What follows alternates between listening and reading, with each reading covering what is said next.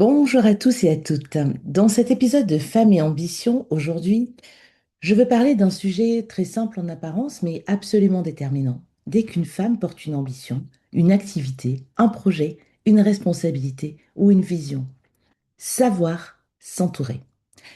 On parle souvent de courage, de travail, de discipline, de talent, de stratégie, et bien sûr, tout cela compte. Mais il y a une vérité que l'on découvre avec l'expérience. Aucune ambition solide ne se construit dans l'isolement. On peut avoir une idée forte, une énergie remarquable, une grande capacité de travail, mais si l'on avance seul trop longtemps, on finit par perdre du temps, manquer d'informations, manquer d'alliance, manquer de recul, ou porter sur ses épaules des choses qui auraient pu être partagées, mieux structurées et mieux accompagnées.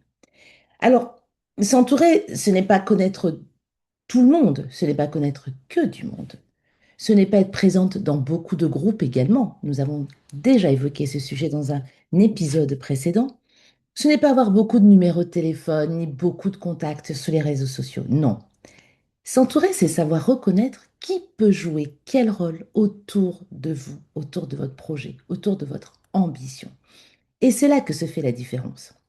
Dans un parcours professionnel, associatif, entrepreneurial ou institutionnel, tout le monde ne peut pas tout vous apporter. Certaines personnes vous inspirent, mais ne peuvent pas vous accompagner.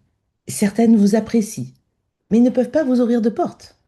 Certaines vous encouragent, mais ne comprennent pas votre modèle. Certaines ont un réseau, mais aucune disponibilité.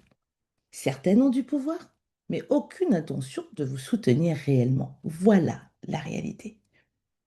Et la première maturité quand on construit quelque chose, c'est donc d'arrêter de confondre contact, relation, soutien et alliance. Pourquoi? Parce que cela vous épuise et vous confondez finalement vos énergies, pas forcément sur les bonnes catégories de personnes. Un contact, c'est quelqu'un que vous connaissez. Une relation, c'est quelqu'un avec qui vous avez un lien qui existe. Un soutien, c'est quelqu'un qui peut vous encourager ou vous aider ponctuellement. Et une alliance, c'est quelqu'un avec qui une confiance et un intérêt commun se construisent dans la durée. Et quand on comprend cela, on cesse de courir après plus de réseaux. On commence à chercher un meilleur entourage stratégique. Alors, il y a quatre figures importantes dans cet entourage, dans cet environnement que je viens de décrire. Nous avons le mentor, le partenaire, la cliente ou publiquement, plus largement, je dirais, le public que l'on sert. Et puis, on a l'allié. Alors, le mentor d'abord. Le mentor, il n'est pas là pour prendre le pouvoir sur votre projet. Il n'est pas là pour vous dicter votre route. Un bon mentor vous aide à voir plus clair. Alors, il peut vous dire, par exemple, attention, ce point est fragile. Quel est ton vrai objectif? Il peut vous aider à distinguer l'urgence de l'important. Il peut vous éviter de répéter une erreur qu'il a déjà rencontrée. Il peut vous pousser à monter d'un cran lorsque vous vous sous-estimez. Le mentor est précieux en réalité parce qu'il offre du recul. Et le recul, c'est un luxe quand on est dans l'action permanente.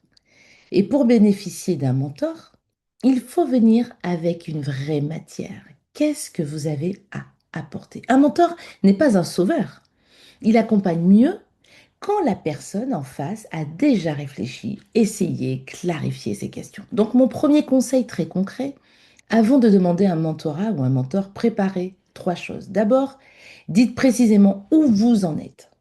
Ensuite, dites ce que vous cherchez à résoudre. Et enfin, dites quel type de retour vous attendez. Alors une demande comme par exemple, j'aimerais que vous m'aidiez est trop large en réalité. En revanche, une demande comme je dois choisir entre deux orientations pour mon activité et j'aimerais avoir votre regard sur les risques et les priorités. Là, c'est beaucoup plus fort. Là, c'est une demande qu'un mentor peut ou non se positionner. Ensuite, il y a le partenaire. Alors, le partenaire, c'est celui avec qui l'on construit. Et là, il faut être très lucide. Un partenariat n'est pas une photo, c'est pas un logo sur une affiche ou une déclaration d'intention. Un vrai partenariat doit produire quelque chose. Il doit produire une action, une valeur, un accès, une compétence, une crédibilité, une audience, une solution ou un résultat. Et avant de dire oui à un partenaire, posez-vous quatre questions simples. Qu'est-ce que chacun apporte réellement? Qu'est-ce que chacun attend? Qui fait quoi? Et qu'est-ce que cela change concrètement pour le projet? Si ces quatre réponses sont floues, le partenariat risque de devenir une charge plutôt qu'un levier. Le bon partenaire est celui qui respecte votre vision, qui comprend votre valeur et qui accepte un cadre clair. La troisième figure, la cliente. Alors, j'emploie le mot cliente, mais on peut l'élargir. Ça peut être un bénéficiaire, une adhérente, une communauté, un territoire, une institution, un public cible, ce que vous voulez. C'est la personne ou le groupe avec qui votre action, ce que vous faites, existe.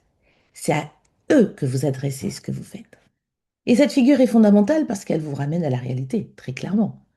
On peut très bien être attaché à une idée, à une volonté, à un projet, mais on peut le trouver magnifique. Mais en réalité, si nous n'avons pas de clients, c'est que cette réalité n'existe pas. Est-ce que ça correspond à un besoin réel? Et votre client est là pour vous le rappeler.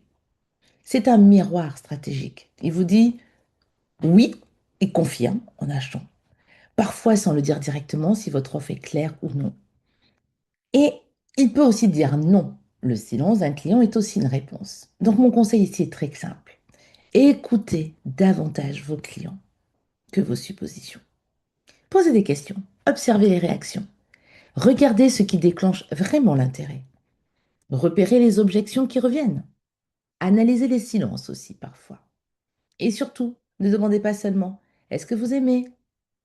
Demandez plutôt est-ce que cela vous est vraiment utile? Qu'est-ce que vous ferez pour choisir cette solution? Qu'est-ce qui vous freine? Des questions qui vous permettent de progresser, de faire progresser votre activité.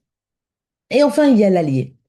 Alors l'allié, il est différent du mentor, du partenaire ou de la cliente. Pourquoi? Parce que l'allié, c'est celui ou celle qui vous soutient dans les espaces où vous n'êtes pas toujours présente.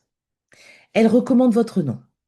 Un allié relaie votre travail, associe à une opportunité, défend avec justesse, attire l'attention sur votre compétence, vous aide à franchir une porte.